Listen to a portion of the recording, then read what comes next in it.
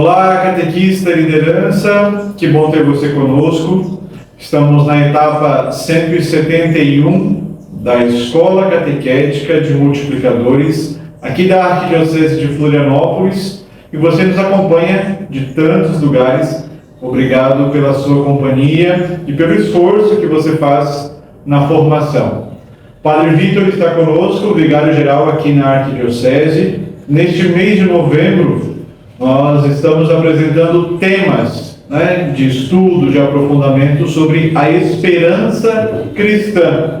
Se você está anotando, o primeiro episódio desta série foi sobre o dia de finados, a oração pelos fiéis defuntos. Depois, falando sobre ressurreição, na etapa anterior. Padre Vitor, junto destes temas, a pergunta que nós temos hoje é: o que é que significa acreditar na vida eterna? O que a nossa fé cristã explica sobre vida eterna?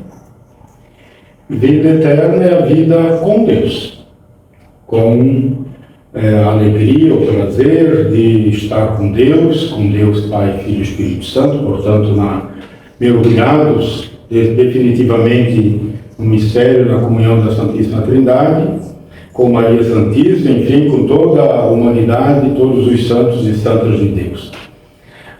Para entender a vida eterna, talvez nos ajude a entender um pouco a nossa vida terrena. Na nossa vida terrena, nós também passamos por momentos de felicidade, mas são momentos fugazes, rápidos, No entanto, mesmo sendo rápidos e fugazes, há em nós um anseio, um prazer, um deleitamento ao experimentarmos esses momentos de prazer, de felicidade. A vida no casal, a vida na família, a vida com amigos, banquetes, a própria contemplação da beleza da natureza.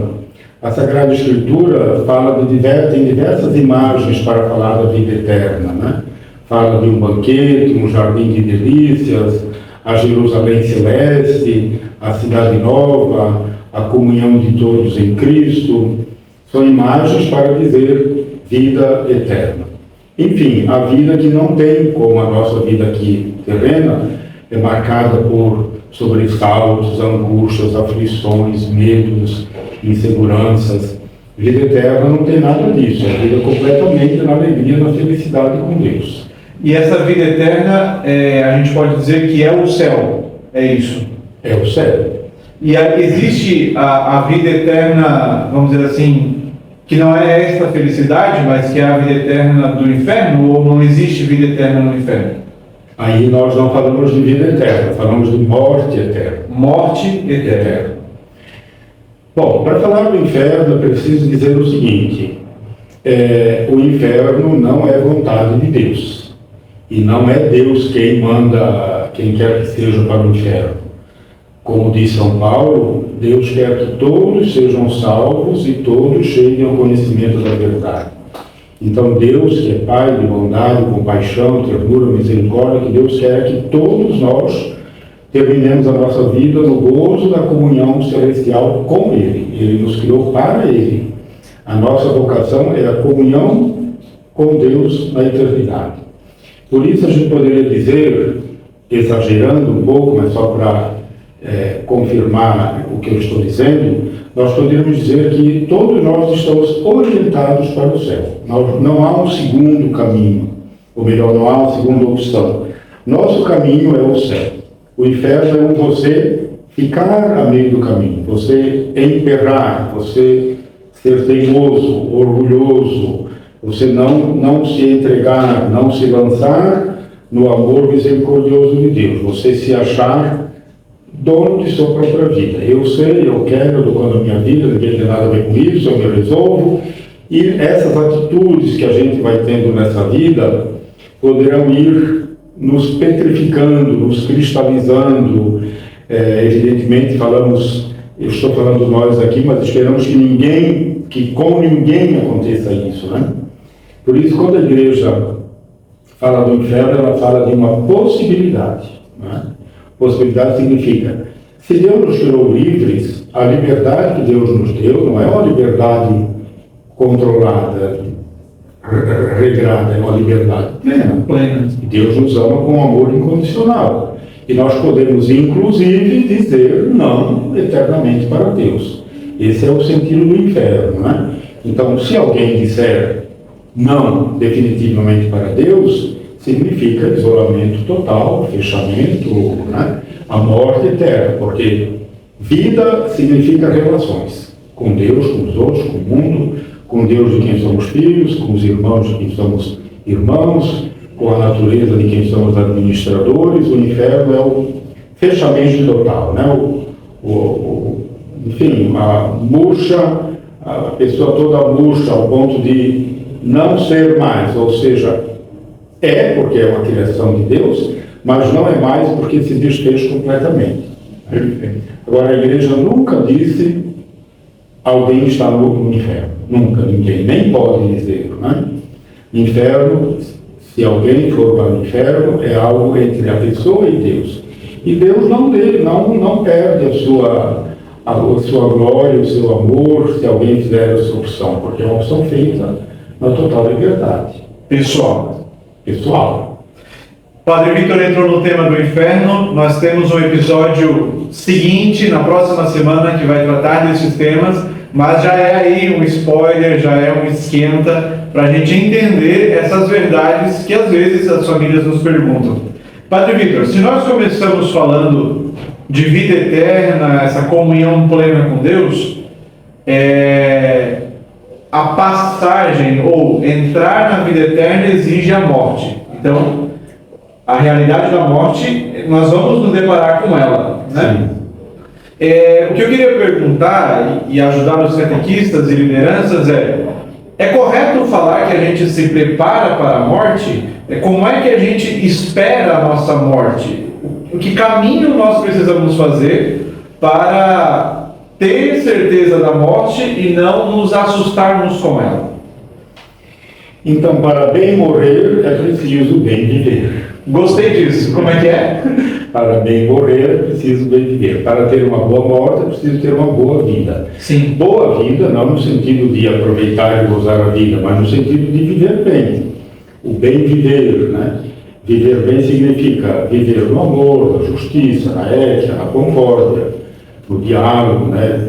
Favorecendo, como insiste o Papa Francisco, uma cultura da proximidade, do encontro, uma cultura do respeito, saber valorizar as diferenças, enfim, saber viver bem nos talentos que Deus nos deu, por exemplo, né? Valorizar os nossos talentos, nossas potencialidades, crescer na própria personalidade, aprender a amar mais, a servir mais, a ajudar mais os outros, porque é quando a gente ama mais que a gente se desenvolve, que a gente cresce mais na própria personalidade. Então, o modo de bem morrer é você bem viver aqui, sabendo que um dia isso vai acontecer, né? É claro que é difícil a gente falar isso para crianças, adolescentes e jovens, para quem não tem a idade próxima da morte, né? Quanto mais uma pessoa vai crescendo em idade, no meu caso, por exemplo, 70 anos, mais a gente sabe que está próximo, né? Enfim, eu gostaria de viver mais 50 anos, mas é um sonho, né, sem sentido. Posso, no máximo, pensar em 30, já é demais, né? Seria uma grande graça de Deus. Mas, enfim, só para dizer, quanto mais a gente cresce em idade, mais a morte se aproxima. Então, para pessoas com certa idade, imagino que não seria difícil falar da morte. Seria preciso fazer com que essa pessoa se acordasse para isso, né? Afinal de contas, é preciso começar a fazer a colheita da sua própria existência, né? O que é que estou deixando de valores, de formação, de exemplo para as novas gerações? No caso dos pais e mães, o que é que estão deixando para seus filhos e netos, né? No caso de nós, líderes religiosos, o que é que estamos deixando para nossas comunidades, nossa igreja? Infelizmente, o mundo de hoje pensa muito em termos materiais, né? Deixar herança física, Mas o mais importante é qual é a herança espiritual, moral, intelectual que nós vamos deixar. Então, pensar na morte, de um lado, pensar na morte ajuda a gente a viver bem aqui, né? Porque não se trata de eu viver de maneira desregrada, depois, né, vou morrer mesmo. Enfim, a gente tem que saber que a nossa morte é o fim de tudo, né? De tudo para esse mundo. E até a morte a gente vai cristalizar tudo que somos, né? Nossa personalidade, nosso eu, depois de morrer não dá mais para a gente se refazer, né? Enquanto eu estou nesse mundo, eu posso me arrepender dos erros passados e começar uma vida nova, mas depois daqui não. O que é possível depois da morte é a purificação diante do julgamento de Deus. Mas não se trata mais de uma conversão, de uma mudança de vida. Na verdade, é apenas uma purificação dos pequenos pecados veniais em vista do céu. Esse purgatório já é a antecâmara do céu. Padre Victor, o senhor falou agora no final, pecados veniais. Rapidinho, quando chega essa pergunta na catequese, pecado venial, pecado mortal, breves diferenças para a gente entender. Bom, o catecismo nos diz que pecados mortais são os pecados que causam a morte da nossa alma. Melhor dizendo, são pecados que nos afastam de Deus e da Igreja, né? Pecados que nos tiram do sentido da vida, do sentido da comunidade, do sentido da família, pecados que matam em nós a vida espiritual. E pecados veniais são pecados que não matam a vida espiritual, mas de grão em grão a galinha chupava. Então, de pecadinho em pecadinho, nós ficamos com o coração pesado. É muito difícil falar hoje sobre isso, porque as pessoas perderam a noção de pecado. Certo. Por que se perde a noção de pecado? Porque se perde a noção de amor. Você sabe que peca se você ama. Se você não ama, você não percebe o peso do pecado. Vamos lá um exemplo. Marido que ama a sua esposa, se ele ama mesmo, a mínima ofensa que ele faz para ela, ele sente remorso.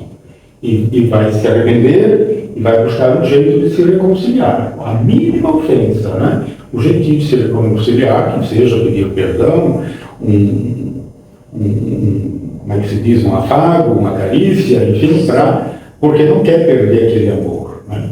Agora, se eu não amo alguém, eu posso fazer para essa pessoa as piores ofensas e não sinto problema nenhum, não sinto remorso nenhum. Então, qual é a medida do pecado? É a medida do amor. Se você diz que não tem pecado, é porque você não tem amor, não tem um critério do amor, né? Frequentemente pessoas vêm no sacramento da confissão e dizem que não tem pecado, né? Começam dizendo assim, padre, não tem pecado. Eu digo assim, ótimo, esse é bem grave. Porque se você diz que não tem pecado, você está dizendo que não ama, e está chamando a Deus de mentiroso, que a primeira carta de João diz, quem diz que não tem pecado, chama a Deus de mentiroso. Né? E estava demonstrando que não tem amor, né? Ou pelo menos não tem consciência. Então, o que falta para nós hoje é uma consciência mais afinada, mais apurada a respeito do amor e a respeito do pecado, né? Amor não é amor é uma decisão, né? De amar sempre, amar mais, amar por primeiro, amar sem esperar recompensa, amar a todos, até os inimigos. Enfim, Deus é amor. Então, amar é fazer o que Deus faz, é viver como Deus vive.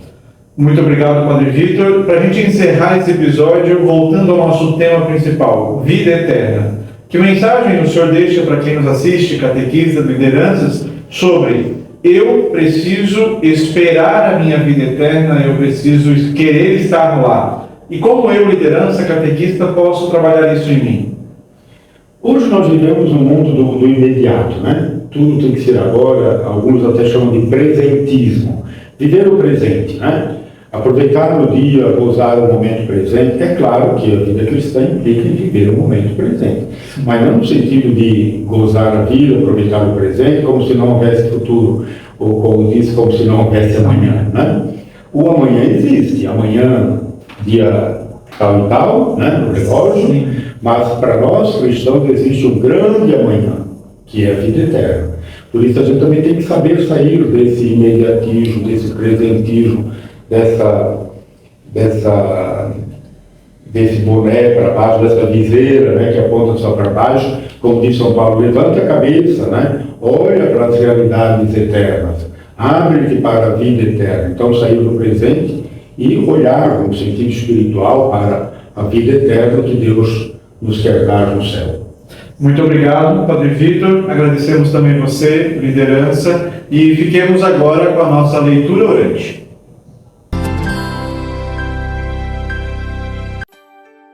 E após essa belíssima catequese com o Padre Vitor Feller no nosso podcast sobre a esperança cristã, vamos nos preparar para a nossa leitura orante. Prepare o ambiente com Bíblia, vela acesa, crucifixo, flores coloridas. O Evangelho de hoje é João, capítulo 14, versículos do 1 ao 14. Leia o texto bíblico de forma pausada e atentamente. Sublinhe os personagens que aparecem no texto. Com a ajuda do texto bíblico, responda as perguntas que são sugeridas neste cartão. E ainda, guarde o versículo 11 na memória e medite ele ao longo da sua semana. Neste cartão número 2, vamos dialogar com a palavra. A eternidade é uma dimensão que vamos conhecer após a morte. Esta é a nossa certeza. Realizaremos uma passagem desta vida que tem suas alegrias e dificuldades para uma vida toda, ela feliz e na presença de Deus. Por esse motivo, Jesus nos educa e nos convida sempre a segui-lo de perto. Que nossa vida seja lembrada pelas famílias, catequizandos e amigos, por um transbordar de oração, um coração que enxerga todas as realidades com os olhos da fé. Façamos juntos a nossa oração final. Ó Deus, que nos chamas para anunciar o teu reino, faz que sejamos catequistas convictos da vocação e da missão a nós confiadas, anunciadores da esperança e da paz. Concede que o Evangelho de Jesus Cristo, teu Filho e nosso irmão, seja anunciado por meio de nossas palavras e atitudes, e, sobretudo, pela nossa maneira de amar. Amém. Até a próxima semana.